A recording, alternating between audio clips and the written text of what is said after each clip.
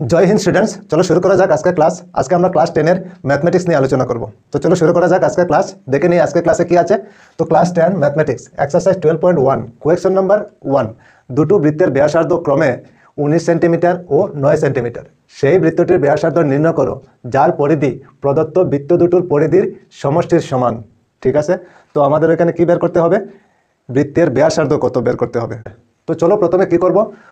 তো প্রথমে আমরা কি করতে পারি, ওইখানে দেখো দুইটা বৃত্তের ব্যাসার্ধ দেওয়া আছে। ঠিক আছে, তো প্রথমে আমরা লিখে নেই প্রথম বৃত্তের ব্যাসার্ধ। প্রথম বৃত্তের ব্যাসার্ধ প্রথম বৃত্তের ব্যাসার্ধ R1। ঠিক আছে, ইকুয়াল কত লিখতে পারি, ওইখানে 19 দেওয়া আছে, তো 19 সেন্টিমিটার। ঠিক আছে, সেন্টিমিটার ব্যাসার্ধ। প্রথম বৃত্তের ব্যাসার্ধ 19 সেন্টিমিটার। চলো আমরা একটা বৃত্ত অঙ্কন করে নিই বোঝার জন্য।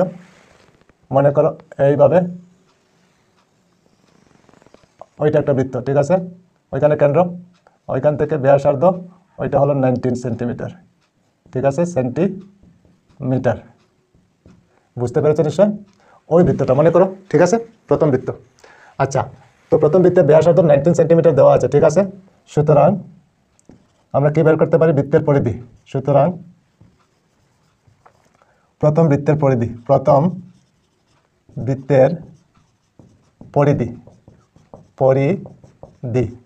পরিধি আমরা ফর্মুলা কি জানি?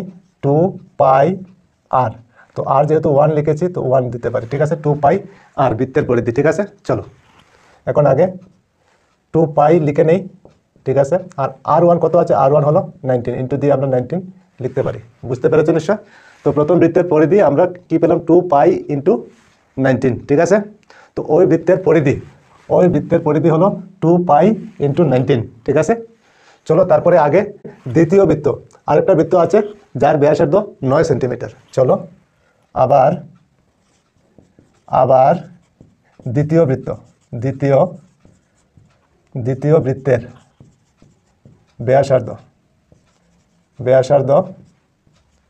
ব্যাসার্ধ R2 লিখে নিই, ইকুয়াল কত আছে? 9 সেন্টিমিটার। বুঝতে পেরেছো? 9 সেন্টিমিটার। চলো আরেকটা বৃত্ত আমরা অঙ্কন করে নিই। ওইটা 9 সেন্টিমিটার যেহেতু একটু ছোটো হবে, মনে করো এইভাবে হলো। ঠিক আছে, ওইখানে কেন্দ্র থেকে ওই জায়গায় 9 সেন্টিমিটার, ওইখানে 9 সেন্টিমিটার। বুঝতে পেরেছো? ওই বৃত্তটার ব্যাসার্ধ হলো 9 সেন্টিমিটার। ঠিক আছে, চলো এখন আবার বের করতে পারি। সুতরাং দ্বিতীয় বৃত্তের পরিধি, দ্বিতীয় বৃত্তের পরিধি ইকুয়াল আমরা কি জানি? Formula 2πr। তো R2 লিখেছি যেহেতু, তো ওইখানে 2 দিতে পারি, R2। বুঝতে পেরেছো নিশ্চয়? চলো তারপরে আগে এখন 2π লিখে নেব, ইন্টু দিয়ে R2 কত আছে? 9, তো 9 লিখতে পারি। ঠিক আছে, তো ওই বৃত্তের পরিধি হলো 2π ইন্টু 9। ঠিক আছে, প্রথমটা হলো কি? 2π ইন্টু 19। ঠিক আছে, ওই বৃত্তের পরিধি হলো 2π ইন্টু 19, আর ওই বৃত্তটার পরিধি হলো 2π ইন্টু 9। ঠিক আছে, বুঝতে পেরেছো নিশ্চয়? তো দুইটা বৃত্তের পরিধি আমরা পেয়ে গেলাম। ঠিক আছে, আচ্ছা তারপরে কি বলা হয়েছে? ওই দুইটা বৃত্তের পরিধি সমষ্টির সমান বলা হয়েছে। প্রদত্ত বৃত্ত দুটোর পরিধির সমষ্টির সমান। ঠিক আছে, এখন কি করতে পারি? এখন আমরা লিখতে পারি সুতরাং প্রথম এবং দ্বিতীয় বৃত্তের পরিধির সমষ্টি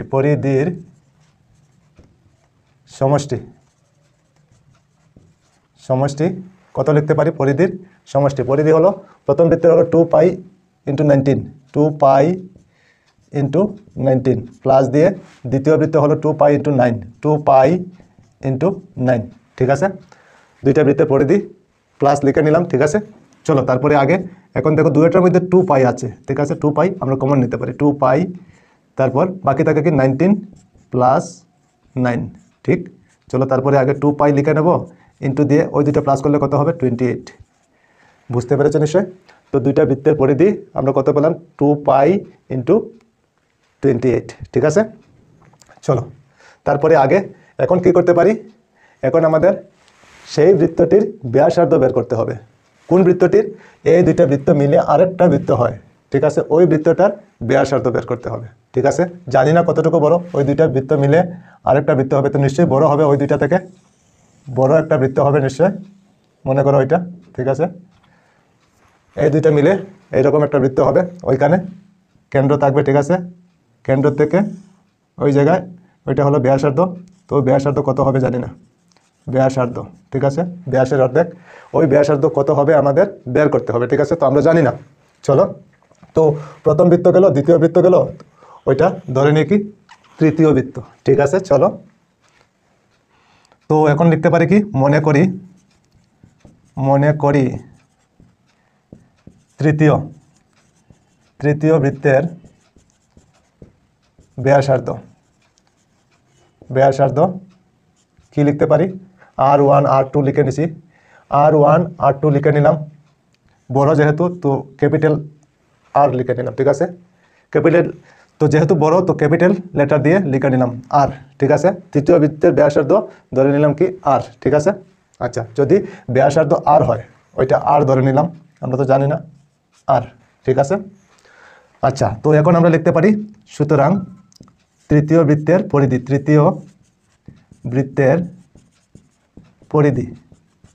পরিধি ইকুয়াল কি জানি আমরা 2π r। তো আর যেহেতু ওইখানে ক্যাপিটাল লেটার, তো ক্যাপিটাল লেটার লিখতে পারি 2π r। বুঝতে পেরেছো নিশ্চয়? তো ওই বৃত্তের পরিধি হলো 2π r, ক্যাপিটাল লেটার r। ঠিক আছে, ওইখানে বলা হয়েছে কি, যার পরিধি প্রদত্ত বৃত্ত দুটোর পরিধির সমষ্টির সমান। তো ওইটার পরিধি আর ওই দুইটা বৃত্তের পরিধির সমষ্টির সমান বলা হয়েছে। ঠিক আছে, তো আমরা লিখতে পারি, সুতরাং প্রশ্ন মতে কি জানি আমরা, প্রশ্ন মতে বলা হয়েছে তৃতীয় বৃত্তের পরিধি ইকুয়াল প্রথম এবং দ্বিতীয়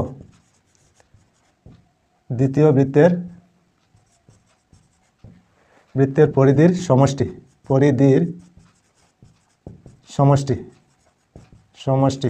সমান। ঠিক আছে, প্রশ্ন মতে তৃতীয় বৃত্তের পরিধি সমান প্রথম বৃত্ত এবং দ্বিতীয় বৃত্তের পরিধির সমষ্টি। ঠিক আছে, বুঝতে পেরেছ?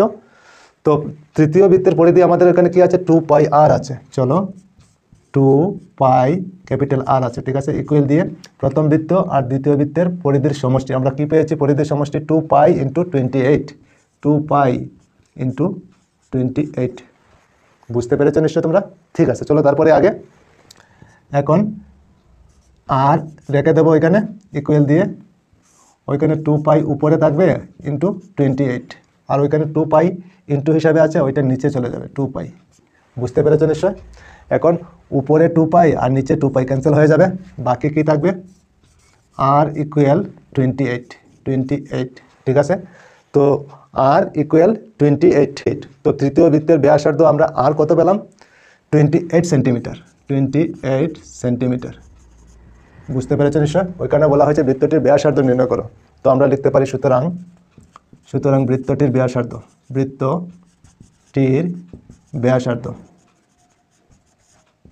Equal 28 centimetre. ওইটা হবে আমাদের আনসার। বুঝতে পেরেছো নিশ্চয়? ওই আর এর জায়গায় কত হবে, 28 সেন্টিমিটার। বুঝতে পেরেছো নিশ্চয়? তো নিশ্চয়ই তোমাদের বোঝা গিয়েছে। তো ঠিক আছে, আজকে এই পর্যন্তই থাক, আবার অন্য কোনো ক্লাসে তোমাদের সঙ্গে দেখা হবে। সবাই ভালো থেকো, সুস্থ থেকো, আর মন দিয়ে পড়াশোনা করো। জয় হিন্দ, বন্দে মাতরম।